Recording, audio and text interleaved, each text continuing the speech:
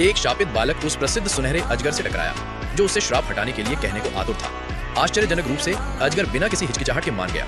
कुछ ही क्षणों बाद वो हवा में उड़ गया और बालक के सिर के ऊपर मंडराता रहा। फिर एक शक्तिशाली बल से उसने उसके शरीर से श्राप को बलपूर्वक निकाल दिया। फिर अजगर ने उस काले श्राप की शक्ति को अपने शरीर में प्रवाहित कर लिया। जैसे ही श्राप का अंतिम कण बाहर निकला, बालक के शरीर पर लगे रून गायब हो गए। सभी ने राहत की सांस ली, ये मानते हुए कि मामला आखिरकार खत्म हो गया। तभी अजगर ने जोर से खांसी। उसके चेहरे पर कांपते हुए भाव थे। तभी उसके विशाल शरीर में कुछ अजीब सा बदलाव आया। श्राप चुप रहने को तैयार नहीं था और वापस भड़कने लगा। अजगर से एक गहरी कर्कश दहाड़ निकली जिसने सभी को पीछे हटने का संकेत दिया। लेकिन इससे पहले कि कोई प्रतिक्रिया कर पाता, अप्रत्याशित घटना घटी। अजगर के शल्क अपनी चमक खोने लगे। श्राप की शक्ति ने इस अवसर का लाभ उठाया और उसके शरीर के हर इंच को तेजी से नष्ट कर दिया।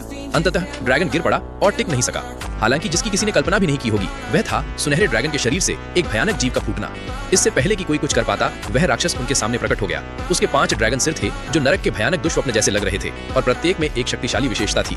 यह कोई और नहीं बल्कि तियामत था, प्राचीन भविष्यवाणी में वर्णित सबसे बड़ी विपत्ति जो स्वर्ग और पृथ्वी को निगलने में सक्षम थी। अगले ही क्षण उसने अपना विशाल सशस्त्र मुंह खोला और समूह पर हिंसक रूप से तात्विक हथियार उगलने शुरू कर दिए।